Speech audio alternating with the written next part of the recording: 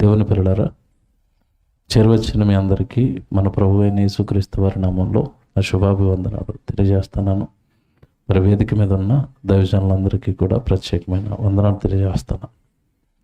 ఒక ప్రత్యేకమైన అంశంతో మరి పిల్లలు కార్యక్రమాన్ని ఏర్పాటు చేయడం జరిగింది. శిథిలమవుతున్న దేవుని ఆలయాలు అన్నొక అంశంతో మరి మీ ముందుకు ఈ సభను తీసుకొని రావటం జరిగింది. దేవుని పిల్లలారా, దేవుని ఆలయం ఏంటి, అది శిథిలమైపోవటం ఏంటి, ఏ కారణం చేత దేవుని ఆలయాలు శిథిలావస్థకు చేరుతున్నాయి, ఇది బైబిల్లో నుంచి ఈరోజు మనం నేర్చుకోవాలి. ముందుగా ఒక మాటను జ్ఞాపకం చేస్తాను. బైబిలు అనేది ఒక మత పుస్తకంగా ఈరోజు సమాజం చూడటం వలన అందులో ఉన్న మహాజ్ఞానం లేదా మానవులను మంచి వైపు నడిపించేది, మానవులను బాగు చేసేది, ఒక సంపూర్ణమైన వ్యక్తిత్వం కలిగిన వ్యక్తిగా నిలబెట్టే జ్ఞానాన్ని మతము లేదా మత పుస్తకము అనటం వలన చాలామంది ఆ జ్ఞానానికి దూరం అయిపోయారు. బైబిల్ గ్రంథంలో ఉన్న మాటలు ఏదో ఒక ప్రాంతాన్ని ఉద్దేశించో, ఒక గ్రామాన్ని ఉద్దేశించో, ఒక దేశాన్ని ఉద్దేశించో రాయబడినవి కాదు, కానీ భూమి మీద ఉన్న మనుషులందరితోనూ ఈ మనుషులందరినీ కలిగించిన పరలోకపు తండ్రి మాట్లాడిన మాటలు. అందుకే బైబిల్లో దేవుడు ఈ భూమి మీద ఉన్న మనుషులను ఏమని పిలుస్తాడో మొదటిగా మనం చూస్తే, అసలు బైబిల్లో ఉన్న మాటలు మనం ఎందుకు వినాలి, ఎందుకు నేర్చుకోవాలి అన్నది మనకు అర్థమవుతుంది. కీర్తనల గ్రంథం 29వ కీర్తన 1వ వచనం అందరం బైబిల్లో చూద్దాం. కీర్తనల గ్రంథం 29వ కీర్తన 1వ వచనంలో ఆ మొదటి మాటే మీరు జాగ్రత్తగా ఆలోచిస్తే, దైవపుత్రులారా యెహోవాకు ఆరోపించండి. ఆ పిలుపు చూడండి ఎంత బాగుందో. నిజంగా హత్తుకుపోతామండి బైబిల్ మనసు పెట్టి కనుక చదవగలిగితే. ఆ పిలుపు చూడండి ఎంత బాగుందో. దేవుడు ఈ భూమి మీద ఉన్న మనుషులను పిలుస్తున్నాడు, దైవపుత్రులారా. ఏం పదం అండి, ఏం మాట అండి అది. భూమి మీద ఉన్న మనిషట సాక్షాత్తు పరలోకంలో ఉన్న దేవుడు ఈ విశ్వాన్ని కలిగించిన సృష్టికర్తకి పుత్రుడట. అలాగే ద్వితీయోపదేశకాండంలోకి వెళ్ళేసరికి అక్కడ ఒక మంచి మాట ఉంటుంది, మీరు మీ దేవుడైన యెహోవాకు బిడ్డలు అని రాయించాడు. అంటే బైబిల్ మనం ఆలోచిస్తున్నప్పుడు, బైబిల్లో ఉన్న దేవుడి మాటలు మనం ఆలోచిస్తున్నప్పుడు, భూమి మీద ఉన్న మనుషులందరూ తన పిల్లలు గనుక, తనలో నుండి విడిపోయిన భాగాలు గనుక, తన పిల్లల్ని బాగు చేసుకోవడానికి, తన పిల్లల్ని సరైన సక్రమమైన మార్గంలో పెట్టుకోవడానికి దేవుడు రాయించిన మాటలకు, మంచి మాటలకు, సన్మార్గంలోనికి నడిపించే మాటలకు, మనిషిలో ఒక సంపూర్ణ వ్యక్తిత్వాన్ని పెంపొందించే మాటలకు ఏమంటే ఈరోజు మతం అని ఏమన్నా ముద్ర వేసి బైబిల్ని చాలామంది చదవటం లేదండి. అక్కడ ఇప్పుడు మీరు చదివిన మాట చూడండి, అందులో మతం ఏమి కనపడింది. భూమి మీద మనుషులు దేవుడు ఏమని పిలుస్తున్నాడు అంటే, దైవపుత్రులారా, నా పిల్లలు కదా మీరు, నా మాటలు వినాలి కదా, నా గ్రంథం చదవాలి కదా. ఇప్పుడు మీ జీవితం ఏంటో మీ కళ్ళ ముందు ఎంత స్పష్టంగా అర్థమవుతుందో.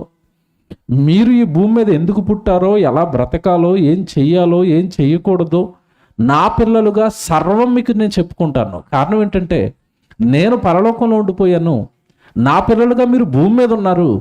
మీరు ఎలా జీవించాలో, ఏం చెయ్యాలో మీకు తెలియదు కదా, తండ్రిగా నేను చెప్పుకోవాలి కదా అని భూమి మీద ఉన్న మనుషులందరినీ కలిగించిన పరలోకపు తండ్రి మనుషులను ప్రేమించి రాయించిన మాటలే బైబిల్ అండి. అందుకే ఆ పిలుపు ఎంత ముద్దుగా, ఎంత ఆనందాన్ని ఇచ్చే పిలుపు అంటే అది దైవపుత్రులారా.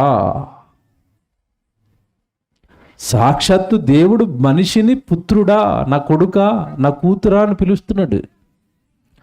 పిలుపుకు కనెక్ట్ అయితే చాలండి, దేవుడు అర్థమవుతాడండి. దేవుడు మనసు అర్థమవుతుంది, దేవుడు ఆవేదన అర్థమవుతుంది, దేవుడి కష్టం అర్థమవుతుంది. దేవుని పిల్లలారా, బైబిల్ అనగానే మీకు మొదట చెప్పాను, భూమి మీద ఉన్న మనుషులు తన పిల్లలు కనుక తన పిల్లలను బాగు చేసుకోవడానికి, తన పిల్లల జన్మ ఎంత గొప్పదో చెప్పడానికి, లేదా ఈ భూమి మీద ఇవ్వబడిన ఈ మానవ దేహం ఏదైతే ఉందో, నువ్వు బ్రతికే 60-70 ఏళ్ల ఈ జీవితం ఏదైతే ఉందో, దీనికి జీవితం అని పేరు పెట్టావు కదా, ఈ జీవితం ఎంత శ్రేష్టమైనదో, ఎంత గొప్పదో, నువ్వెంతటి గొప్పవాడవో, పరలోకంలో ఉన్న కన్న తండ్రి ఎన్ని కోట్ల సంవత్సరాలు ఎదురు చూస్తే నువ్వు పుట్టావో, ఇవన్నీ చెప్పడానికి రాయించబడిన గ్రంథం. ఒక రకంగా చెప్పాలి అంటే మనిషి యొక్క బ్రతుకు పుస్తకం అండి బైబిల్. బైబిల్ అనేది మనిషి యొక్క బ్రతుకు పుస్తకం.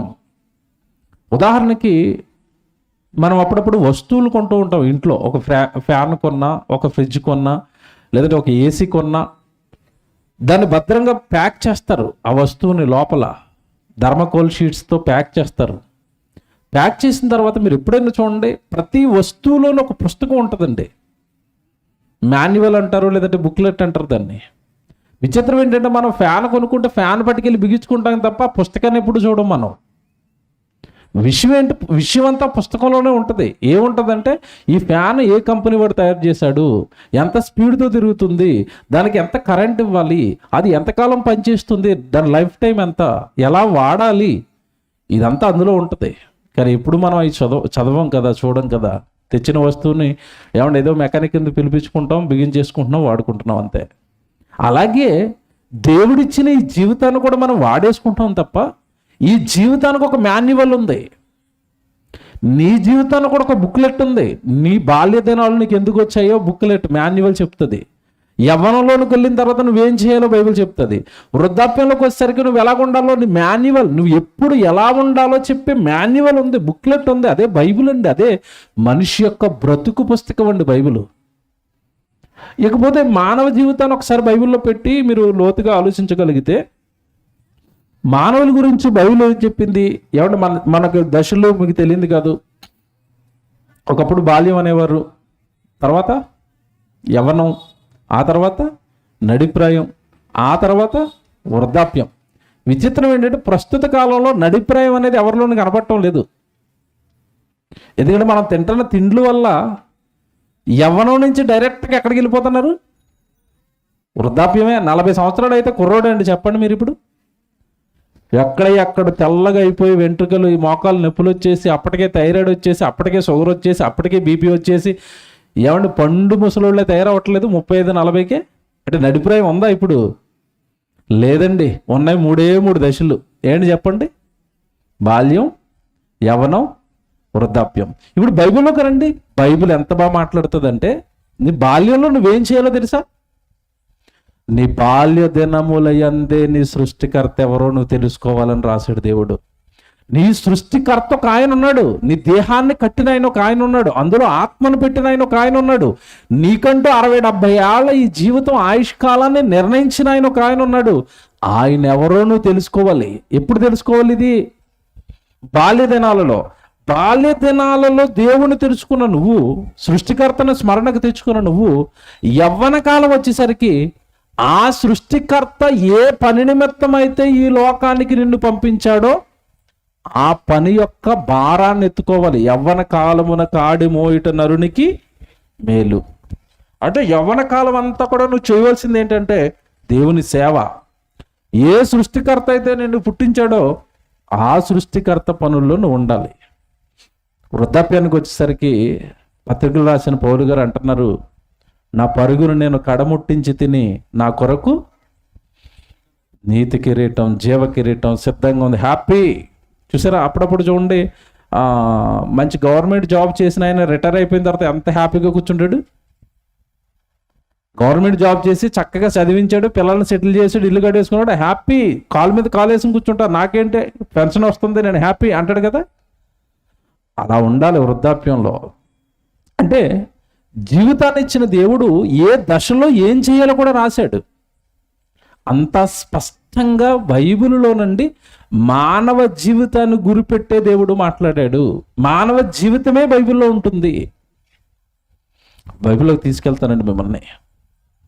దేవుడు ఈ జన్మనిచ్చేటప్పుడు, లేదా మీకు దేహం ఇవ్వడానికి, ఈ జీవితం ఇవ్వడానికి పరలోకంలో ఉన్న దేవుడు చాలా కష్టపడ్డాడండి. ఆయన కష్టాన్ని పక్కకు పెట్టారు. ఆయన కట్టిన దేవాలయాలను శిథిలావస్థకు పంపిస్తున్నారు ఈరోజు. ఏంటండి దేవాలయం? ఏంటి దేవాలయం? ఏంటి దేవాలయం? దేవాలయం దేవాలయం అంటున్నారు కదా. శిథిలావస్థకు వెళ్ళిపోతున్న దేవుని దేవాలయం అంటున్నారు కదా. అసలు దేవాలయం అంటే ఏం చెప్పింది బైబిలు? ముందది చూడాలి కదా మనం. దేవాలయం అంటే ఏంటో మనం చూడాలి. ఇర్మియా గ్రంథం 9వ అధ్యాయము. ఒకసారి బైబిల్లోకి వెళ్ళి మనం దేవుడు పలికిన ఒక మాట చూసి ముందుకు వెళదాం. ఇర్మియా గ్రంథం 9వ అధ్యాయము 7వ అధ్యాయం, క్షమించండి 7వ అధ్యాయము 4వ వచనం చూద్దాం. ఇర్మియా గ్రంథం 7వ అధ్యాయము 4వ వచనం అండి. ఈ స్థలము యెహోవా ఆలయము, ఈ స్థలము యెహోవా ఆలయము, ఈ స్థలము యెహోవా ఆలయం. ఎన్నిసార్లు ఉందండి? నా బైబిల్లో 3 సార్లు ఉందండి. మీ బైబిల్లో ఎన్నిసార్లు ఉంది? ఒకే సంగతి 3 సార్లు ఎందుకు చెప్తున్నాడు? మీకు ఏమైనా అర్థమైందా? అర్థం లేదా? సైకిల్ పట్టుకెళ్ళకరా ఒకటోసారి, సైకిల్ వేసుకెళ్ళకరా రెండోసారి, సైకిల్ వేసుకెళ్ళకరా మూడోసారి. 3 సార్లు ఎందుకు చెప్పారు చెప్పండి మీ వాడికి? ఒక్కసారి చెప్తే ఇనే రకం కాదాడు, అంతేనా? ఈ స్థలము యెహోవా ఆలయము, ఈ స్థలము యెహోవా ఆలయము, ఈ స్థలము యెహోవా ఆలయము. ఎన్నిసార్లు ఎందుకు చెప్తున్నాడు? ఒకసారి చెప్తే వినే రకం మనం కాదు.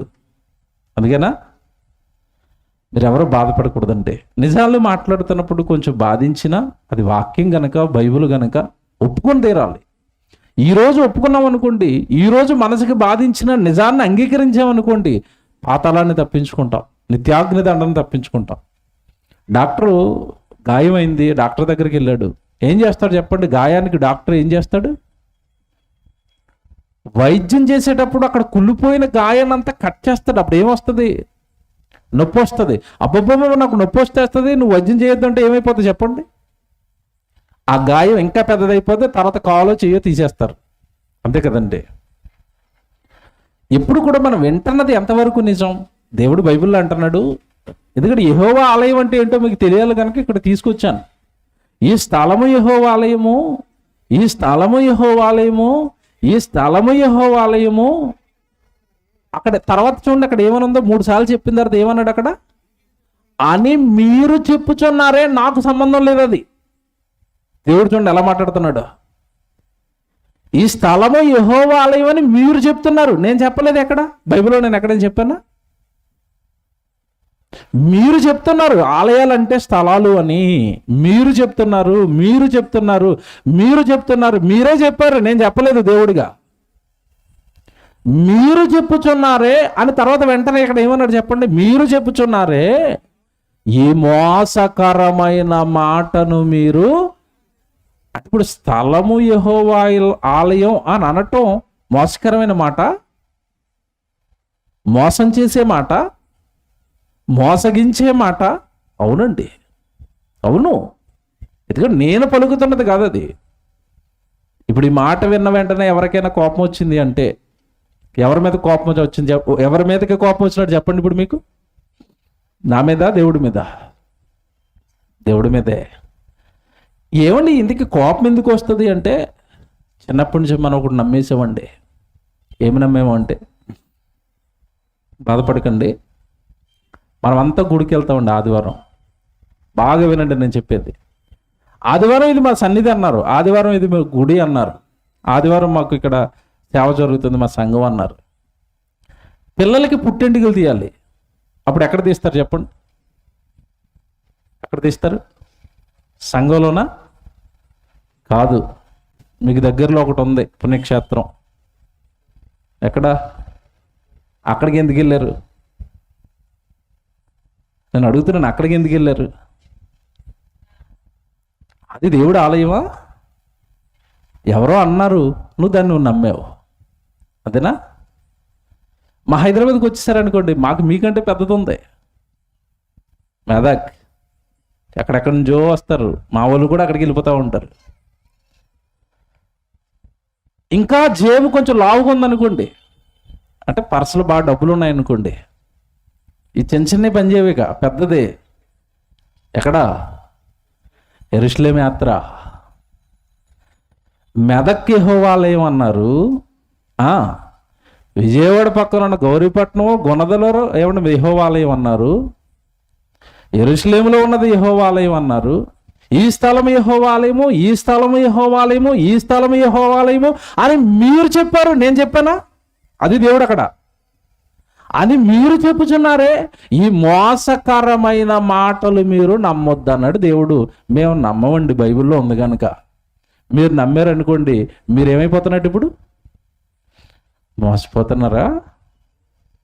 బాగు చేయడానికే ఈ సభలో, బాగు చేయడానికే కొన్ని మాటలు చెప్పాలని వాళ్ళ కష్టం, వాళ్ళ వేల రూపాయల ఖర్చు, ఇంత ఎక్విప్మెంటు, ఏమండి సేవకులు వచ్చి ఎన్నో గంటల తరబడి ఇక్కడ కూర్చుంటుంది. అంతా ఎందుకో తెలుసండి, కొద్దిగానైనా వాక్యం పట్ల చైతన్యం తీసుకుని రావాలి.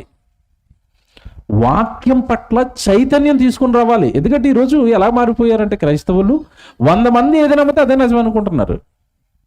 ఏమండి, నిజం ఎక్కువ మంది నమ్మారు కదా, ఏమండి నిజాన్ని తక్కువ మంది నమ్ముతున్నారు కదా అని ఎప్పుడు నిజం అబద్ధం అవ్వదు, అబద్ధం నిజం కూడా అవ్వదు. నిజానికి సంఖ్యతో సంబంధం లేదు. మళ్ళీ చెప్తున్నాను, జాగ్రత్తగా వినంటే, నిజం అనే దానికి సంఖ్యతో సంబంధం లేదు. అది ఇప్పటికీ నిజమే, ఒకళ్ళు నమ్మినా ఇద్దరు నమ్మినా.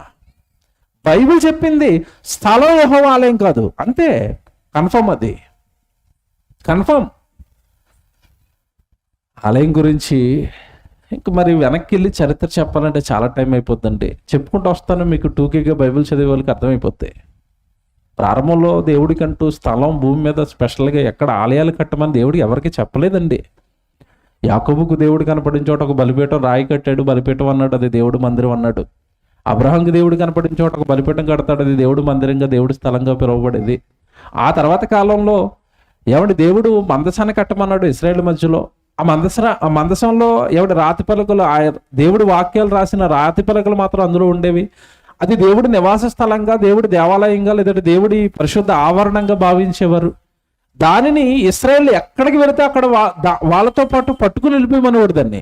ఎందుకంటే మీరెక్కడుంటే అక్కడ నేను ఉండాలి తప్ప నన్ను ఎక్కడో ఒక చోట పెడతానంటే కుదరదన్నాడు దేవుడు. ప్రారంభంలో ఇశ్రాయేలును ఒక సమూహంగా ఏర్పాటు చేసుకున్నప్పుడే ఇప్పుడు ఇదిగో ఈ రాతి పొలకలు కలిగిన మందసం నా దేవాలయంగా, నా నివాస స్థలంగా మీరు భావిస్తున్నారు కనుక ఇది మీరు ఎక్కడుంటే అక్కడ ఉండాలి తప్ప ఒక చోట ఫిక్స్ అయ్యకండి అని చెప్పి వీళ్ళు నడుస్తున్నప్పుడే దాన్ని ఎలా రాశాడండి.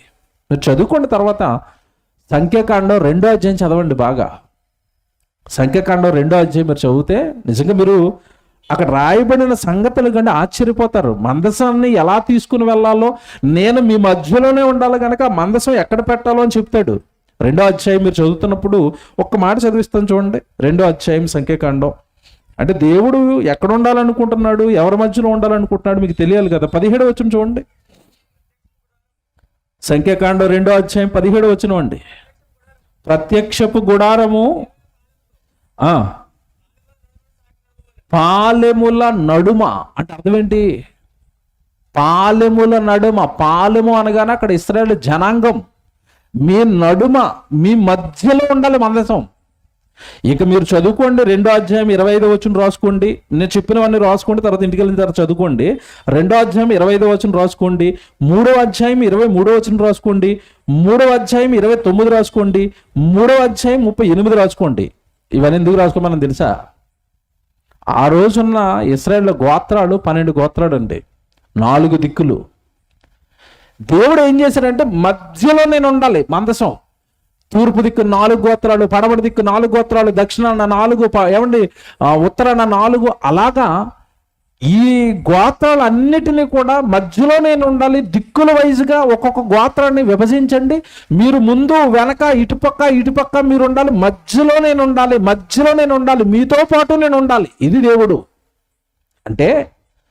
దేవుడు మనసు ఏంటి? తొలి ఏమండి, ఇశ్రాయేలు జనాంగం దగ్గర నుంచి కూడా దేవుడు మనసు ఏంటంటే, ఆలయాలలోనో ప్రాంతాలలోనో కట్టడాలలోనో నేను ఉండలేను నాయన, మీరు ఎక్కడుంటే అక్కడ నేను మీతో ఉంటాను. ఇది దేవుడు మనసు. పోనీ ఇది మీకు అర్థం అవ్వకపోతే ఒక ఉదాహరణ చెప్తాను. ఏమంటే, మన పిల్లలు ఎక్కడుంటే అక్కడే మనం ఉండాలనుకుంటాం. అవునా కదండి? మీకు వృద్ధాప్యం వచ్చేసిన తర్వాత చాలా మంది తల్లిదండ్రులని వృద్ధాశ్రమంలో వేసేస్తున్నారు. అక్కడ వాళ్ళు హ్యాపీగా ఉంటారా? మీరు బాగా ఆలోచించండి. హ్యాపీగా ఉంటారా? ఉండరండి. ఆనందంగా ఉన్నారా? ఉండరండి. ఎందుకు ఉండరు?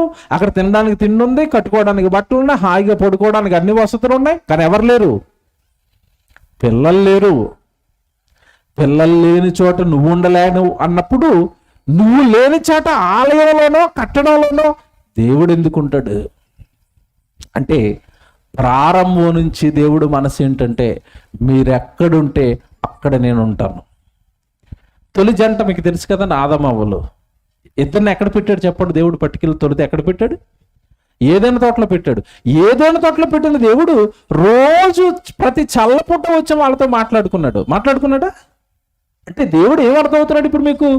మీరెక్కడుంటే అక్కడ నేను ఉంటాను, మీరున్న స్థలంలోనే నేను ఉంటాను, మీతో నేను ఉంటాను తప్ప కట్టడాలలో నేను ఉండను, స్థలాలలో నేను ఉండను అని ప్రారంభం నుంచి దేవుడు చెప్పుకుంటూ వస్తున్నాడు. మరి సొలొమోను మందిరం కట్టాడు కదండి. ఇక్కడ లాక్ అవుతారు చాలా మంది, అది కూడా విప్పాలి కదా. 2 విషయాలు చెప్పుకుని ముందుకు వెళతాను. సొలొమోను మందిరం కట్టాడు కదండి, అది దావీదు కోరిక కదండి అని అంటారేమో. అది దేవుడు కట్టమనలేదండి. ఎవరు కడతానన్నారో తెలుసా?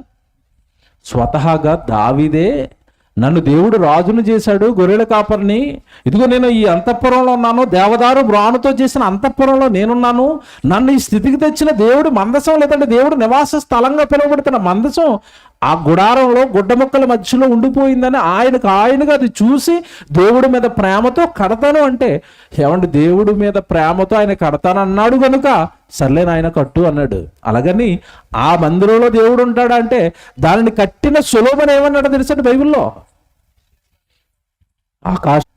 నేను నీ కొరకు కట్టిన ఈ మందిరము నీకెలాగూ పట్టును, నీకెక్కడ సరిపోద్ది తండ్రి ఇది, నువ్వు ఇందులో ఎక్కడుంటావు తండ్రి?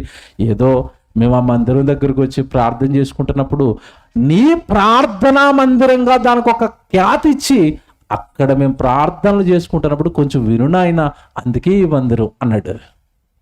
సొలొమోను కట్టిన బంగారపు దేవాలయంలోనే దేవుడు ఉండనప్పుడు, పట్టనప్పుడు, ఏమండి ఈరోజు మనం కడుతున్న వాటి గురించి మీరు ఆలోచించండి.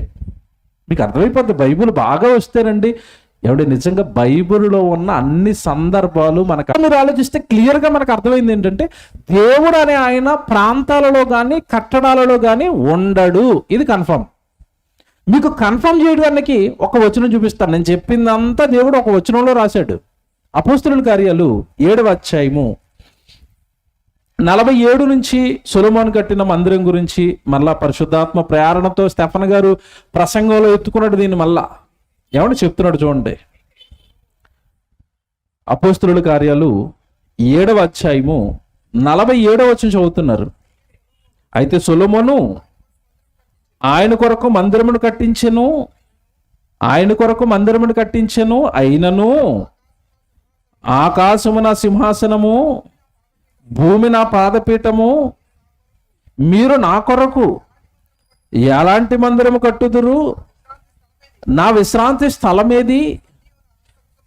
ఇవన్నీ నా హస్తకృతములు కావా అని ప్రభువు చెప్పుచున్నాడు అనే ప్రవక్త పలికిన ప్రకారము సర్వోన్నతుడు ఇదిగో మనుషుల హస్తకృత ఆలయములు, మానవ హస్తాలతో నిర్మించిన ఆలయాలలో నివసింపడు. కన్ఫర్మ్. దేవుడి ఆలయాలు అనగానే ఇంతకాలం మనం అనుకున్నవి కాదండి. దేవుడు ఆలయం అనగానే ఇంతకాలం మనం నేర్చుకున్నది కాదండి. ఎందుకంటే ఇక్కడ బైబిల్ చెప్తుంది మనకి, హస్తకృతములైన ఆలయములలో దేవుడు నివసింపడు. మరి ఎందులో ఉంటాడు? ఏదండి దేవుడు ఆలయం? ఇది మనకి తెలియాలి కదా. అసలు దేవుడు ఆలయం ఏంటి? దేంట్లో ఉంటానని దేవుడు బైబిల్లో రాయించాడు. అదొకటి చూపిస్తానండి. మీకు నెమ్మదిగా దేవుడు మనసును అర్థం చేయిస్తున్నాను. దేవుడు ఆలయం అంటే ఇంతకాలం మనం విన్నది కాదు, బైబిల్లో ఉన్న నిజం వేరని ఇప్పటి వరకు చెప్పాను. మరి ఇవన్నీ కానప్పుడు, ఇందులో దేవుడు ఉండనప్పుడు, ఇవి నా ఆలయాలు కాదు అని దేవుడు అన్నప్పుడు, మరి అసలు దేవుడి ఆలయం అంటే ఏంటి, ఎక్కడుంది? అది పట్టుకోవాలి కదా, దేవుడిని అడగాలి కదా, నేర్చుకోవాలి కదా జ్ఞానం, దాని ప్రకారం నువ్వు బ్రతకాలి కదా, దాన్ని నువ్వు నమ్మాలి కదా. ఏదండి దేవుడు ఆలయం? ఎక్కడ ఉంటాడండి దేవుడు ఆలయం? ఎక్కడ దేవుడు ఉండాలనుకుంటున్నాడు? కొరింథీయులకు రాసిన 2వ పత్రిక చూద్దాం, బైబిల్ చూద్దామండి. ఎంత మంచి ఆన్సర్ వస్తుందో చూడండి. ఇప్పుడు మీకు ఆన్సర్ వస్తుంది. మీకు కొరింథీయులకు రాసిన 2వ పత్రిక 6వ అధ్యాయము 18వ వచనం చూద్దాం. కొరింథీయులకు రాసిన 2వ పత్రిక 6వ అధ్యాయము 18వ వచనం చదువుతున్నారండి. మనము, ఆ పదం చూడండి ఎంత బాగుంటుందో. ఇంతకాలం మీరు ఎక్కడ అనుకున్నారో దేవుడు ఆలయం? మనము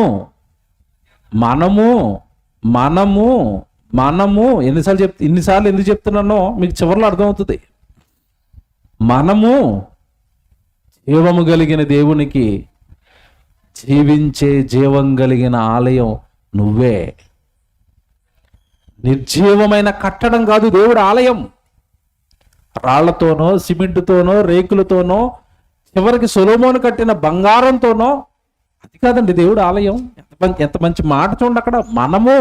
మనము జీవము కలిగిన దేవునికి ఆలయమై ఉన్నాము. ఏమంటే మనల్ని ఎందుకంటే ఆలయం అంటున్నాడు అంటే, ఇప్పుడు ఎక్స్ప్లెనేషన్ ఇస్తున్నాడు. ఎందుకు నిన్నే ఆలయం అన్నాడు దేవుడు? నిన్నే ఆలయం అని దేవుడు ఎందుకు అంటున్నాడు తెలుసా? నిన్నే ఆలయం అని దేవుడు ఎందుకు పిలుస్తున్నాడు తెలుసా? చెప్తున్నాడు ఇప్పుడు. అందుకు దేవుడు ఎలాగో సెలవిచ్చుచున్నాడు, నేను వారిలో నివసించి సంచరింతును. అంటే దేవుడు నివసించడానికి అనుకూలమైన జీవము కలిగిన ఆలయం నీ దేహం. ఏమనుకున్నారో ఎంతకాలం దాన్ని? దేహం గురించి ఏమనుకున్నారండి ఇంతకాలం? దేహం గురించి మీ ఆలోచనలు ఎంతకాలం ఎలాగున్నాయో, ఈ రాత్రి ఆ దేవుడి మాట విన్న తర్వాత, అది చదివిన తర్వాత మీ ఆలోచనలు మారాలి. ఇంతకాలం పరలోకంలో ఉన్న కన్నతండ్రి సాక్షాత్ ఆయన ఉండడానికి కట్టుకున్న ఆలయమే నా దేహం. నాతో ఉండాలనుకుంటున్నాడు, నాలో ఉండాలనుకుంటున్నాడు. అంత పవిత్రంగా, అంత పరిశుద్ధంగా నేను బ్రతికి నా ఆలయాన్ని నేను బాగు చేసుకుని, తండ్రి రండి మీరు కట్టుకున్నది కదా ఇది, నేను పాడు చేశానేమో ఇంతకాలం నాకు తెలియక, నా స్వప్రయోజనం కోసం పాడు చేశానేమో, నా స్వార్థపూరితమైన ఆలోచనల కోసం నా ఆలయాన్ని, మీ ఆలయాన్ని నేను పాడు చేశానేమో.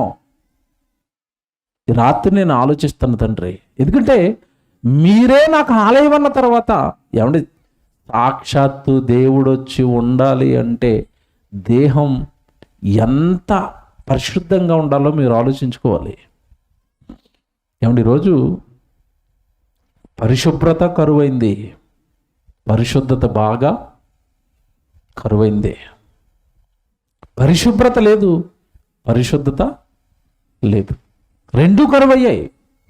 ఈరోజు మానవ దేహాల నిండానండి పాపపు కార్యక్రమాలతో నిండిపోయాయి.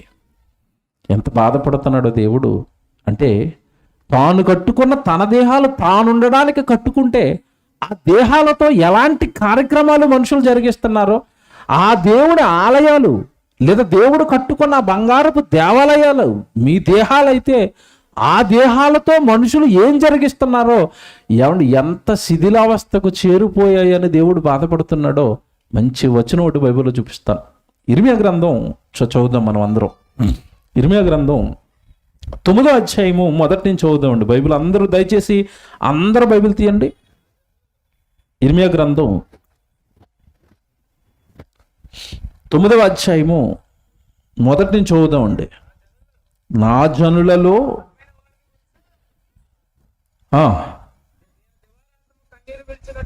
నేను దివారాత్రములు కన్నీరు విడిచినట్లు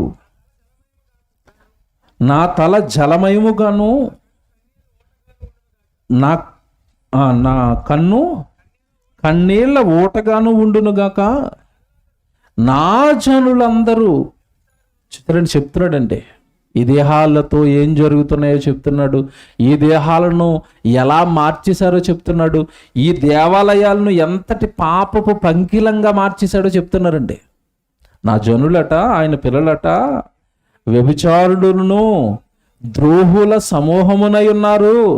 ఆహాహా, అరణ్యములో బాటసారులు నాకు దొరికిన ఎంత మేలు, నేను నా పిల్లల్లో ఉండలేకపోతున్నాను. మరి వ్యభిచారాలతో, దొంగతనాలతో, అసూయలతో, మత్తతలతో, అల్లర్లతో, స్వార్థంతో ఏమండి ఈరోజు ఏ మనిషిని చూసినా భయం వేస్తుందండి.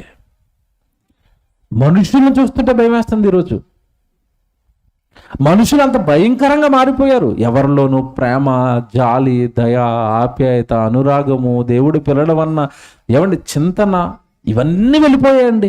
ఎక్కడికక్కడ స్వార్థాలు, ఎక్కడికక్కడ కుట్రలు, ఎక్కడికక్కడ పగలు, ఎక్కడికక్కడ కక్షలు, ఎక్కడికక్కడ వ్యభిచారాలు, ఎక్కడికక్కడ దొంగతనాలు, ఏమండి మత్తు పదార్థాలతో ఈ దేహాలను పాడు చేసుకునే భయంకరమైన రోజుల్లో ఏమండి ఈరోజు మనం బ్రతుకుతున్నాం. ఏమండి ఎవరి దేహాలు బాగున్నాయి, ఎవరి ఆలోచనలు బాగున్నాయి, ఎవరి మనసు బాగుంది. ఏమండి ఈరోజు మీరు ఆలోచించండి.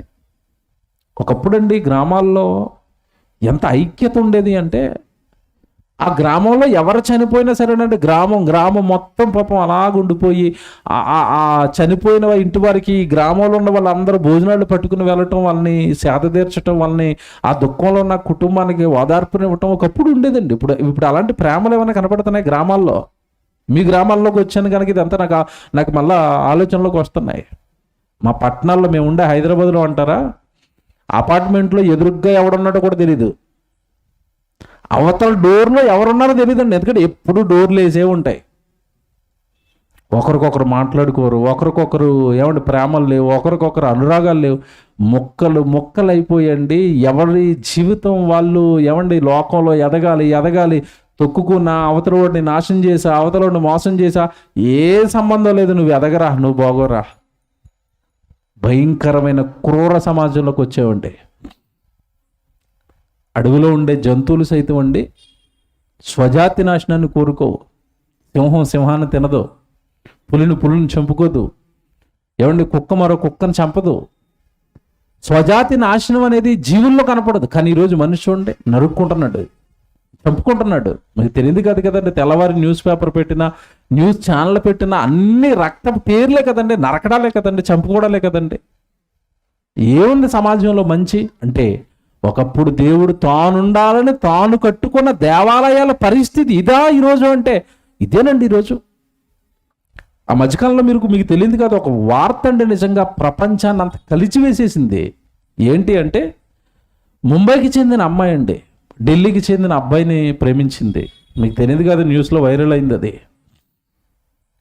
నువ్వే నా జీవితం అన్నాడు. అమ్మాయి నమ్మింది, ప్రేమిస్తున్నాను అన్నది. ఇంట్లో ఇద్దరు చెప్పారండి, ఒప్పుకోలేదు.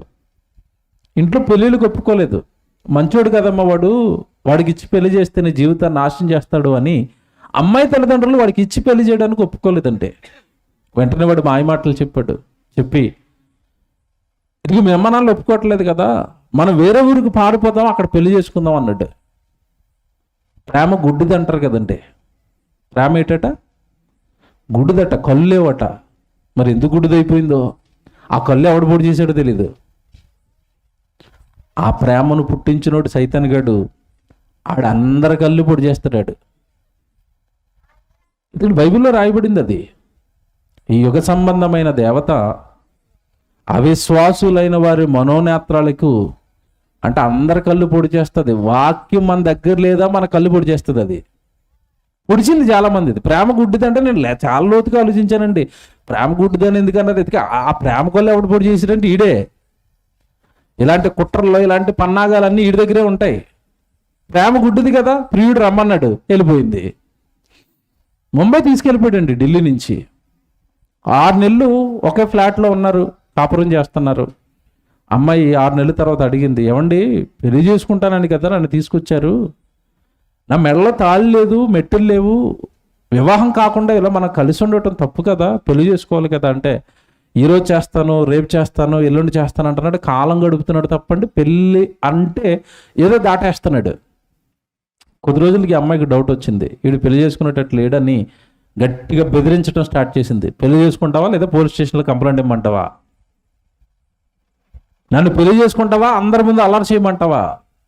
గట్టిగా దిగేసరికండి ఓ రోజు ప్లాన్ చేశాడండి. ఏం ప్లాన్ చేశాడు అనుకున్నారు? పెళ్ళికి కాదు, ఈవెన్ మర్డర్ చేయడానికి ప్లాన్ చేశాడు. మర్డర్ కూడా ఎలా చేశాడు అనుకుంటున్నారు? మత్తు ఇంజక్షన్ తెచ్చాడు, మత్తు ఇచ్చాడు, విషం ఇచ్చాడు, చచ్చిపోయింది. చచ్చిపోయిన బాడీని మరి ఫ్లాట్లో పెట్టుకుంటే కంపొస్తుంది, ఎక్కడైనా పాతేస్తే పోలీసులకి దొరికిపోతానని నువ్వే నా ప్రాణం అని చెప్పిన ఆ నోరే, నువ్వే నా జీవితకాలం అంతా నీతోనే బ్రతుకుతానని చేతులు పట్టుకున్న ఆ చేతులే ఆ అమ్మాయినండి 18 ముక్కలుగా నరికాడండి. ఆ దేహాన్ని ఒక ముక్క 2 ముక్కలు కాదు, 18 ముక్కలు చేశాడు. కొత్త డబల్ ఫ్రిడ్జ్ డోర్ కొన్నాడు. ఈ ముక్కలన్నీ ఆ ఫ్రిడ్జ్లో పెట్టాడు. ఫ్రిడ్జ్లో పెట్టి ఒక పెద్ద కవర్ కొనేవాడండి. రోజుకు ఒక ముక్క ఫ్రిడ్జ్లో తీసేవాడు, ఆ కవర్లో వేసుకెళ్ళేవాడు. ఈరోజు ఊరికి ఈ చివర ఒక మొక్క విసిరేవాడు, తర్వాత వేరే ఊరికి వెళ్ళేవాడు, ఆ ఊరిలో వేరే మొక్క విసిరేవాడు. అంటే వీడు ఏంటంటే బాడీ ఎక్కడైనా పడేస్తే దొరికిపోతాను కదా, అదే ముక్కల కింద నరికి పడేశారు అనుకోండి, ఆ మొక్క ఎవరిదో తెలియదు కదండి. ఎంత క్రూరత్వం చూడండి మనుషుల్లో. 18 ముక్కల కింద నరికండి. ఢిల్లీ శివార్లలో సుమారుగా 9 నుంచి 10 ప్రాంతాలలో మొక్కలు విసిరాడండి. అమ్మాయి ఎప్పటికీ ఫోన్ లేకపోయేసరికి అమ్మనాన్నలకు డౌట్ వచ్చి పోలీసులకు చెప్పారు. అప్పుడు ఎంక్వైరీ చేస్తే ఈ నిజాలన్నీ బయటకు వచ్చాయి. ఏమండి, తాటి మనిషిని తానే జీవితం అనుకుని వచ్చిన వ్యక్తిని ముక్కలుగా తనతో పాటు కాపురం చేసిన తన ప్రియులను నరికాడు అంటే ఏమండి, ఈరోజు మనుషులలో ఎవరు కూర్చున్నారో మీరు లోతుగా ఆలోచించి చెప్పాలి. ఎవరు కూర్చున్నారు? ఎవరండి నరహంతకులు? అంటే దేవుడు తానుండాలని తాను కట్టుకున్న తన దేవాలయాలలోనికి ఆ దేవాలయాలను పాడు చేయడానికి, ఇదిగో ఇంతటి భయంకరులుగా మార్చడానికి ఎవరో వచ్చారా? వచ్చారు. ఎవరు వచ్చారో తెలుసండి? మీరు ఎంత చదువుకున్నారు కదా, మనము జీవము కలిగిన దేవునికి ఆలయం అన్నాడు కదా. ఈ మానవ దేహాలలోనికి ఎవరు వచ్చి కూర్చున్నారో తెలుసా? తెస్సలోనికీయులకు రాసిన 2వ పత్రిక బైబిల్ చూడండి. మీరు అంతా ఎవడు బైబిల్ భలే చెప్పిందండి. మీ కళ్ళ ముందు జరుగుతున్న ప్రతి దాని గురించి బైబిల్ మాట్లాడుతుంది. తెస్సలోనికీయులకు రాసిన 2వ పత్రిక 2వ అధ్యాయము 4వ వచనం చూడండి. బైబిల్ ఎంత మంచి మాటలు రాశాడండి దేవుడు. ఏది దేవుడు అనబడునో, ఏది పూజింపబడునో దానిని అంతటిని ఎదురించుచు దానికి అంతటికి పైగా వాడు తన్ను తానే హెచ్చించుకొనుచు తానే దేవుడనని తనను కనబరుచుకొనుచు దేవుని ఆలయములలో కూర్చుండును. ఎవరు కూర్చున్నారు దేవుడు ఆలయంలో? తానుండాలని తన కట్టుకున్న దేవుడు ఆలయంలో ఎవరు కూర్చున్నారట? అపవాది గురించి చెప్పబడుతున్న సందర్భం ఉండది, సాతాను గురించి చెప్పబడుతున్న సందర్భం ఉండది. ఇప్పుడు దేవుని ఆలయంలో ఎవరు కూర్చున్నారట? అపవాది కూర్చుందా? దెయ్యం కూర్చుందా? దెయ్యానికి నివాస స్థలాలుగా దేవాలయాలు మారిపోయాయా? అవునండి, అవును. దేవుడుంటే ప్రేమ, దెయ్యం ఉంటే పగ. సూపర్ బిట్టోడు చెప్తాను, జాగ్రత్తగా రాసుకోండి. ఇది నిజమో కాదో సమాజాన్ని మీరు ఈ రోజు నుంచి పరిశీలించండి. దేవుడు మనలో ఉంటే అవతల వ్యక్తిని చూడగానే అమ్మో నేను దేవుని కుమారుడిని, అదిగో ఆయన దేవుని కుమారుడు. ప్రేమ, ప్రేమ. నేను దేవుని కుమార్తెను, అదిగో దేవుని కుమార్తె. ప్రేమ. లోపల దెయ్యం ఉందనుకోండి, ఇది ఉండదు. ఏముంటుంది తెలుసా? ఏమండి, మీరు మనుషులు చూపుల్లో చూడండి, మనుషుల నవ్వుల్లో కానీ మనుషుల ముఖ కవలికలు కానీ ఒక్కొక్కరిని చూస్తే ఒక్కొక్క రకంగా మారుతూ ఉంటాయండి. మీరు చూడండి, మనుషులు ఇతనికి ఇష్టమైన వాడు ఎదురుగా వచ్చాడు అనుకోండి, ఏమండి బాగున్నారా అంటారు, మొహం ఎంత గ్లో ఉంటుందండి. ఇతను ఏదో మాట అన్నాడో తిట్టినాడో అలాగే వెళ్తున్నాడు, మొహం ఎలాగుంటుంది చూడలేము. వికారం, అంత వికారంగా కడతారు మొహం. అంటే ఒకరిని ప్రేమించగలుగుతున్నావు, ఒకరిని చూసి నవ్వగలుగుతున్నావు, ఇంకొకరిని చూసి చేదరించుకుంటున్నావు, ఇంకొకరిని చూసి కోపగిస్తున్నావు. అంటే అందరినీ ప్రేమించమన్న దేవుడు నీలో ఉన్నాడా? అందరూ ఒకటేనన్న దేవుడు నీలోకి వచ్చాడా? అందరూ దేవుని పిల్లలు అన్న దేవుడు నీలోకి వచ్చాడా? ఒకవేళ నువ్వేదో చెప్తావు, నన్ను అది అన్నాడండి, ఇది అన్నాడండి, అలాగ అన్నాడు, ఇలాగన్నాడు. యేసు ప్రభువుని అన్నటికంటే ఎక్కువగా నిన్నేమైనా అన్నారా? యేసు ప్రభుని అవమానించినంతకంటే నేను ఎవరైనా బాగా అవమానించారా? ఆయనే అవమానమును ఏం చేశాడట? నిర్లక్ష్య పెట్టి, బైబిల్లో అది ఉంది. అవమానమును నిర్లక్ష్య పెట్టి సిలువను సహించాడు. కారణం, నాకు బహుమానం కావాలండి, పరలోకం. నేను భరించను, నేను నిర్లక్ష్య పెట్టను, నన్ను కొట్టినోడి మీద తిరగబడిపోతాను, చంపేస్తానంటే, అయ్యో నువ్వు ప్రేమ చూపించడానికి కదా లోకానికి వెళ్ళావు, నువ్వు అలా చేస్తే ఎలాగయ్యా అని తండ్రి అంటాడు కదా. ప్రేమను చూపించడానికి వచ్చాను కదా, ప్రేమించాలి. ఏమంటే యేసుప్రభు ఎంత మంచోడంటే, మీరు బైబిల్ బాగా చదువుకోండి. యేసుప్రభుని కొట్టినోడు, యేసుప్రభుని తిట్టినోడు, యేసుప్రభుకి సిలువేసినోడు, యేసుప్రభుని యెరూషలేము వీధుల్లో ఊరేగించినోడు. పేతురు గారు అపోస్తలులు సేవ చేస్తున్న కాలానికి ఉన్నారండి వాళ్ళు. అపోస్తలులు వాళ్ళ ముందే నిలబడి ఏమంటారు తెలుసా?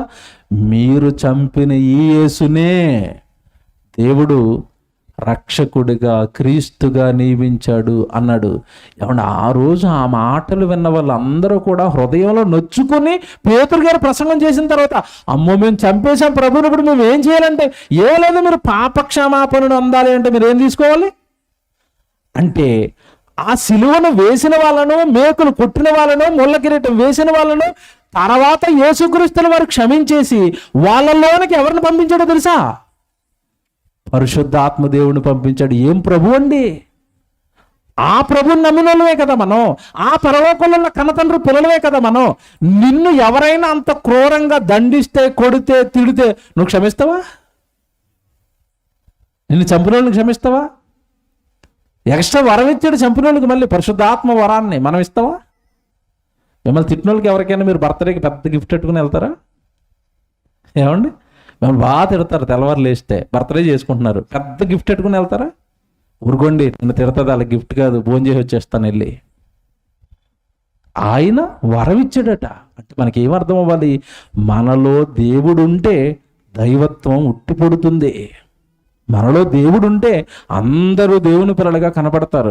మనలో దైవత్వం ఉంటే క్షమ, జాలి, దయ, ప్రేమ ఇవన్నీ మనలో పుడతాయండి. ఇప్పుడు మీరు చదువుకున్న మాటను చూశారు. దేవుని ఆలయములలో ఎవరు కూర్చున్నారట? దయ్యం కూర్చుంది. వాడంటే నువ్వెందుకు పడతావురా చంపెళ్ళి? మన పరువు తీసాడురా, నలుగురు జనాన్ని పెట్టి నరికించేవాడిని. ఇదేంటిది? నరికేస్తావా, చంపేస్తావా, కొడతావా, తిడతావా? ఏమండి, ఇవి దేవుడు చేసే పనులా? దైవపుత్రులు చేసే పనులా? అంటే తానుండి, జాగ్రత్తగా వినండి, తన దేహం, తాను దేవుడు కట్టిన దేహంలో తానుండి తన కార్యక్రమాలు చేయించుకోవాలనుకున్న దేవుని యొక్క ఆలయాలు, ఈ దేహాలు ఇదిగో ఈ దయ్యం పట్టడం వలన ఈ భయంకరమైన కార్యక్రమాలతో శిథిలావస్థకు చేరిపోయాయి, పాపాలతో, నేరాలతో నిండుకుపోయాయి. ఏమంటే ఒక మంచి మాట రాశాడు బైబిల్లో ఈ భయంకరమైన కార్యక్రమాల గురించి, ఈ భయంకరమైన మనస్తత్వాల గురించి దేవుడు ఒక మాట రాశాడు. సామెతల గ్రంథం 4వ అధ్యాయం 16వ వచనం చూడండి.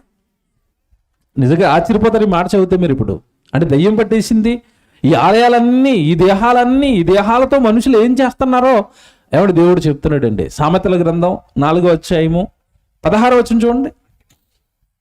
సామెతల గ్రంథం 4వ అధ్యాయము 16వ వచనం అండి. అట్టివారు కీడు చేయనిది నిద్రింపరు. ఏమంటే మనిషి పుట్టింది కీడు చేయడానికా? పరలోకంలో ఉన్న దేవుడు పని చేయడానికా? దేవుడు పాటలు పాడడానికి, దేవుడు వాక్యం చెప్పడానికి, ఈ దేహాలతో దేవుడు మహిమపరచడానికి పుట్టిన మనిషట. ఏమండి ఆ మాట చూడండి, మీకు ఎంత ఆశ్చర్యం కలిగిస్తుందో. అట్టివారు కీడు చేయనిది నిద్రింపరు అంటే అర్థం ఏంటి? సాయంత్రం బెడ్ మీదకి వెళ్ళే లోపు, నిద్రలోనికి వెళ్ళే లోపు ఎవడో ఒకడికి ఖచ్చితంగా కీడు చేయాలి. ఎదుటి వారిని పడద్రోయనిది. ఇదేటండి ఇది? నిద్రలు మానేశారట, నిద్రలు పోగొట్టుకున్నారట. ఏం చేసి నిద్రకి వెళ్తారట? ఖచ్చితంగా ఈరోజు ఎవడో ఒకడికి నేను కీడు చేయాల, ఎవడో ఒకడిని నాశనం చేయాలా, ఎవడో ఒకడిని మాటలతో అయినా బాధ పెట్టాలి, వాడికి ఏదో అన్యాయం చేయాలి, అక్రమం చేయాలి, వాడిని పాడు చేయాలి, నాశనం చేయాలి. అప్పుడు కడుపు నిండుతుంది, అప్పుడు హాయిగా నిద్రపోతాం. ఏమంటే మీ గ్రామాల్లో ఇల్లు కట్టుకుంటారు కదండి. ఇల్లు కట్టుకునేటప్పుడు ఏమండి కోతి బొమ్మలు ఎడతారు కొంతమంది. ఎక్కిరిస్తున్న కోతి బొమ్మ ఎందుకు పెట్టారు చెప్పండి, నాకు బాగా ఆలోచన చెప్పండి. ఎందుకు పెట్టారు?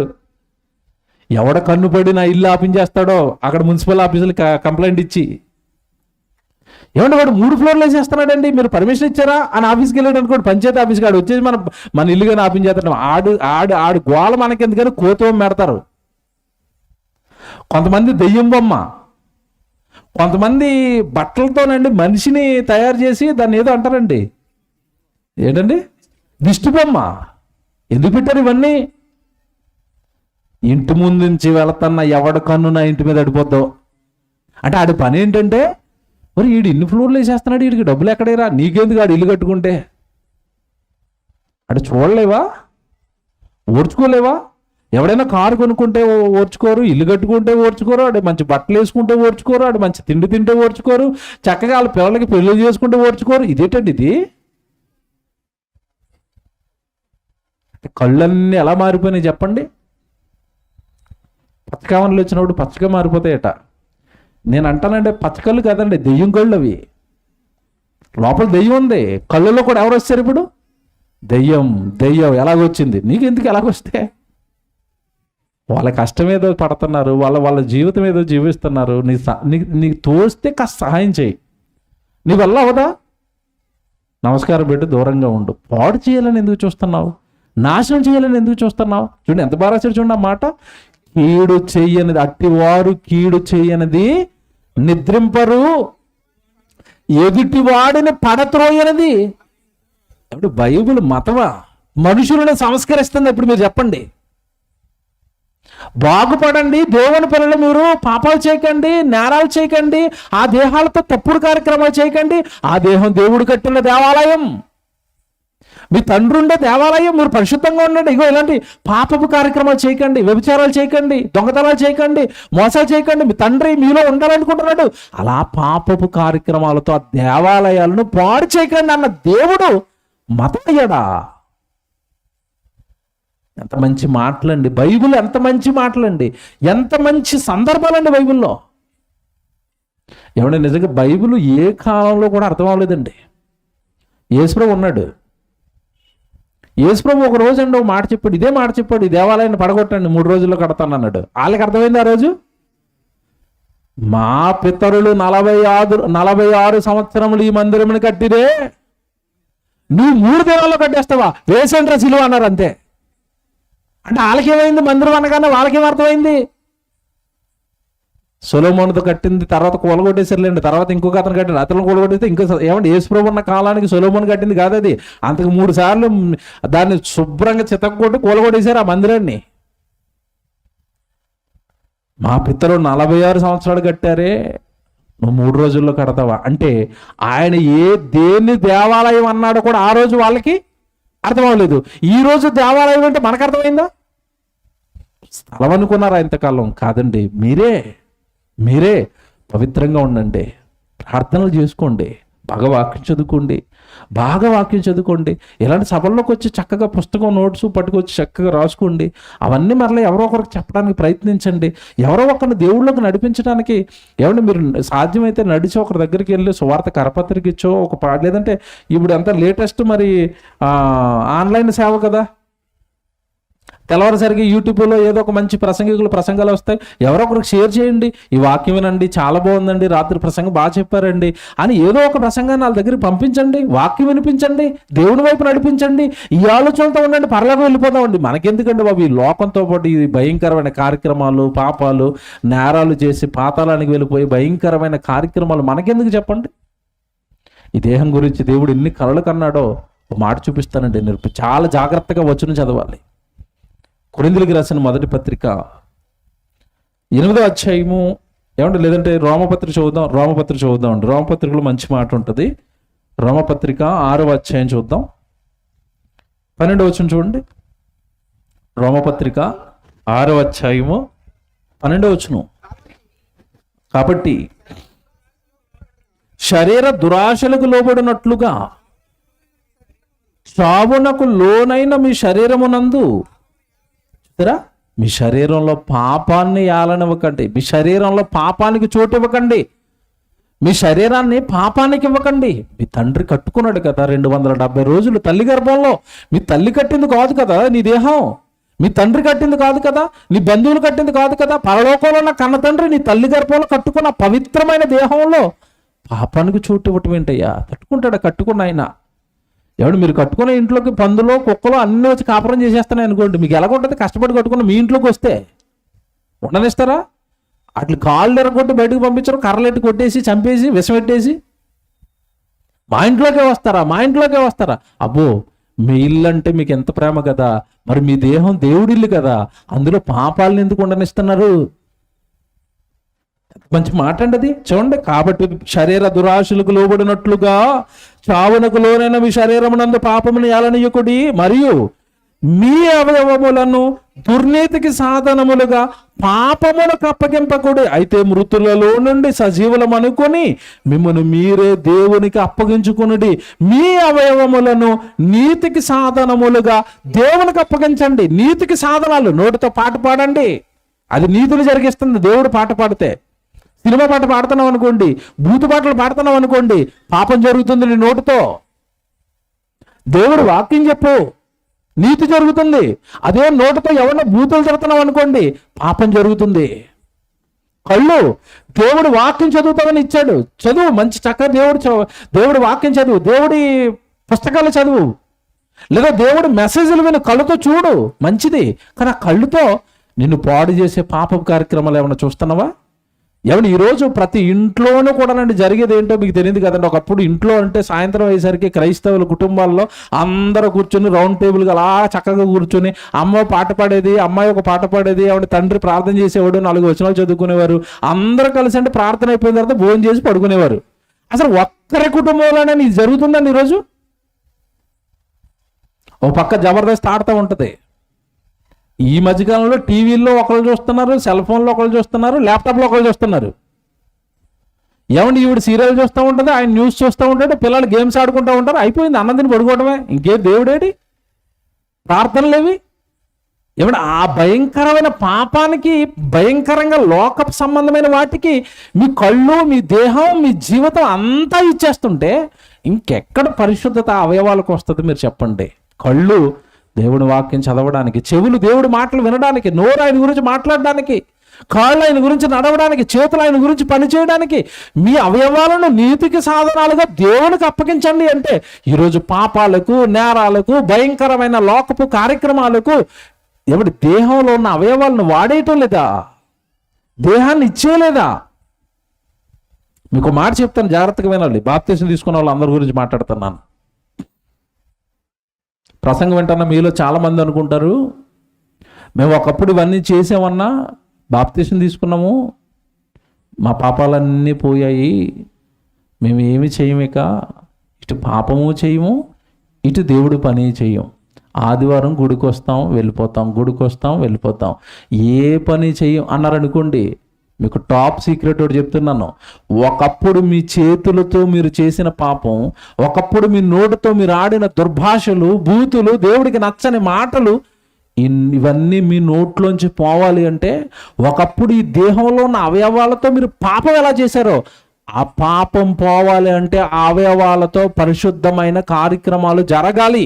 ఇది బైబిల్ పెట్టిన చట్టం. మీరు ఎంతకాలం అనుకున్నారేమో నేను నా పాపాలన్నీ పోయారని, నేను పరిశుద్ధుని అయిపోయానని. కాదు, మీ అవయవాలతో దేవుడి పని జరగకపోతే అవయవాలకు అంటుకున్న పాపం అనేది పోదు. బైబిల్ చెప్పింది ఇది, నేను చెప్తున్న మాట కాదు. మీరు అలా చదువుకుంటారండి. ఇదే అధ్యాయం 19 వచనానికి రండి.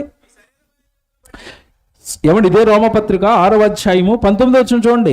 మీ శరీర బలహీనతను బట్టి మనుష్య రీతినిగా మాట్లాడుతున్నాను. ఏమనగా అక్రమము చేయుటకై అపవిత్రతకును అక్రమమునకును మీ అవయవములను దాసులుగా ఎలాగో అప్పగించుతారో అలాగే, చూసారా, పాపానికి అప్పగించి పాపాలతో ఎలాగైతే నింపారో అలాగే పరిశుద్ధత కలుగుటకై ఇప్పుడు మీ అవయవములను నీతికి దాసులుగా అప్పగించండి.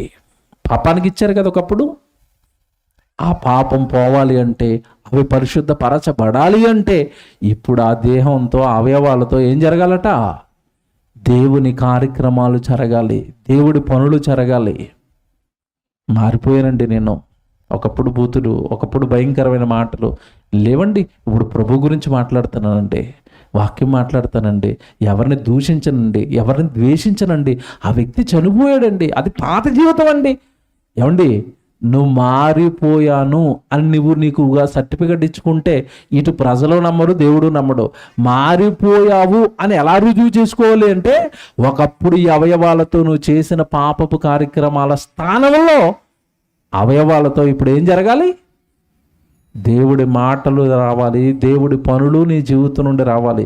శిథిలమైపోయిన నీ దేహాన్ని తిరిగి కట్టుకుంటావా? దేవుడి మాటలతో, దేవుడి పనులతో కడతావా? ఎవడు బైబిల్లో ఉన్న మీరు జీవితాలన్నీ చూడండి, ఇప్పుడు మీకు అర్థమవుతాయి. సమరయ స్త్రీని మార్చాడు ప్రభు, మార్చాడు కదండి. ప్రభు మార్చాడు సమరయ స్త్రీని. మార్చిన తర్వాత మారిపోయింది ఆవిడ. నా జీవితం ఇంతకాలం పాపం చేసిందండి, నేరాలు చేసేయండి, వద్దండి ప్రభు నాకు మెస్సేజ్ కనబడిపోయాడు, నా జీవితాన్ని అంత చెప్పేశాడు, నేను ఇంకా పాపం చేయనని ఒక్క ప్రసంగంతో ప్రభు మాటలతో మారిపోయిందండి. మారిపోయిన సమరయ స్త్రీ ఏం చేసిందో మీరు నెక్స్ట్ ఏంటో చెప్పాలి నాకు. ఆవిడ ఏం చేసింది? తానుంటున్న తన ఊరికి పరుగున వెళ్ళిపోయి ప్రభు వైపు అనేక మంది నడిపించిందా, నడిపించలేదా? నడిపించింది. అంటే ఒకప్పుడు పాపం చేసిన ఆ దేహమే మారిన తర్వాత ఏం చేసింది చెప్పండి?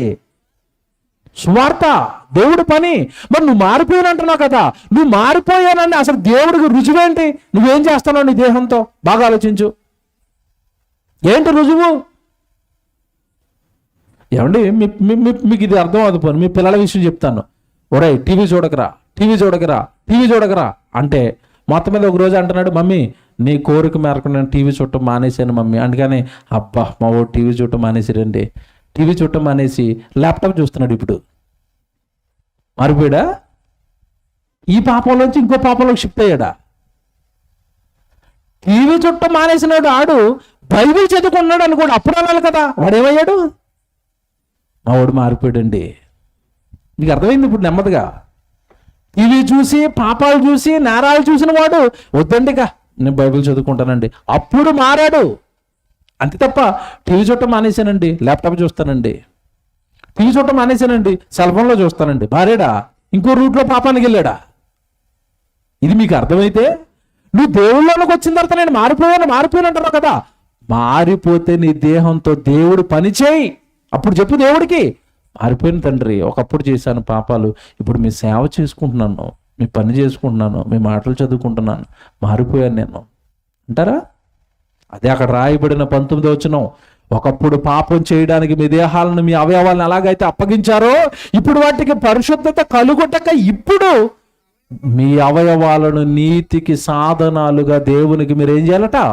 అప్పగించాలి. ఎంత మంచి మాట్లాడి బైబిల్లో. కనుక పాపాలు, నేరాలు, ఘోరాల వైపు వెళ్ళిపోతున్న వాళ్ళని బాగు చేసి, మీకు పరలోకంలో తండ్రి ఉన్నాడు, ఆయన కట్టిన ఆ దేహం అది, దాన్ని పాడు చేయకండి, దాంతో పాపాలు చేయకండి, ఆ నోటిని, ఆ కళ్ళను, ఆ చెవులను, ఆ చేతులను నాశనం చేయకండి పాపపు కార్యక్రమాలతో అని చెప్పాలన్నదే ఇదిగోనండి ఈ సభ యొక్క ముఖ్య ఉద్దేశం అండి. మీ తండ్రి, మీ నాన్న మీ మీద చాలా ఆలోచనలు పెట్టుకున్న దేహాన్ని కట్టాడు. కీర్తనల గ్రంథం 40వ అధ్యాయం 5వ వచనం తర్వాత చదువుకోండి. మన మీద దేవుడికి ఉన్న తలంపుల గురించి మాట్లాడుతానండి అక్కడ. మన మీద దేవుడికి ఎన్నో తలంపులు ఉన్నాయట, అవి లెక్కించదననుకుంటున్నా, అవి లెక్కకు మించున్నాయి. నీ దేహంతో నువ్వు చాలా చేస్తావని ఇచ్చాడు. నీ ఆలోచనలు దేవుడికి పెట్టు. ఏమైనా దేవుడి కోసం ఒక పాట రాయి, ఒక ప్రసంగం రాయి, ఈ దేవుడి కోసం ఏదైనా కొత్తగా ఒక కార్యక్రమం ఆలోచించు. నీ ఆలోచనలు దేవుడికి, నీ శరీరంలో ఉన్న యవ్వన బలం దేవుడికి, దేవుడికి ఇవ్వాలి, దేవుడికి చెయ్యాలి, దేవుడి గురించి ఆలోచించాలి. ఎందుకు కదండి దేహాలు? ఇవి కదా దేహం యొక్క పరమార్థం, దేహం యొక్క అసలు నిర్మాణం వెనక దేవుడికి ఉన్న ఆలోచన, సంకల్పం. దేవుని పిల్లలారా, శిథిలమైపోతున్నాయండి. దేవుడు జన్మిచ్చాడు అని, జన్మ పరమార్థం దేవుడు పని అని ఇవేవి తెలియక ఈరోజు చాలా మంది దేహాలు శిథిలమైపోతున్నాయి. దేవుని పిల్లలారా, చక్కగా వాక్యం వినండి, వాక్యం నేర్చుకోండి. మీకు దగ్గరలో ఎక్కడో అనౌన్స్ చేస్తారు, తర్వాత బైబిల్ క్లాసులు జరుగుతూ ఉంటాయి, చక్కగా బైబిల్ క్లాసులకు వెళ్ళండి, బైబిల్ నేర్చుకోండి. మీ పక్కన ఉన్న ఏదో పల్లికో పట్టణానికో వెళ్ళండి, దేవుడి గురించి చెప్పండి. ఇక చాలండి, మన గురించి బ్రతికేసింది చాలు. మరణం ఏ రూపంలో ఎప్పుడు ఎవరిని వెంటాడుతుందో తెలియదు. నీకు మరణం వస్తే నీ దేహంతో నీ జీవితకాలం చేసిన పాపాలు కడుక్కోవడానికి దేవుడు పనిచేసి పరిశుద్ధపరుచుకొని ప్రభువుని ఎదుర్కోవడానికో, నీకు వస్తున్న మరణాన్ని ఎదుర్కోవడానికో సిద్ధపడు, నిత్యాగ్ని దండలో తప్పించుకో. లేదా కష్టపడి ఈ దేహాలను కట్టిన కన్న తండ్రి ఈ దేహాలతో ఆయనకు మహిమ తెచ్చే కార్యక్రమాలు నువ్వు చేయకుండా నీ కోసం వాడేస్తాను అంటే అంతిమంగా నిత్యాగ్ని దండనకు దేవుడు పంపిస్తాడు. తనకి మాటలన్నీ భద్రపరచుకోండి, దేవుడు మనసు ఆలోచించండి, బైబిల్ తరగతులు జరిగితే వెళ్ళండి, బైబిల్ నేర్చుకోండి, దేవుడి కోసం చక్కగా బ్రతకండి, మీ దేహాలను దేవుడికి ఇవ్వండి. ప్రార్థన చేసుకుందాం.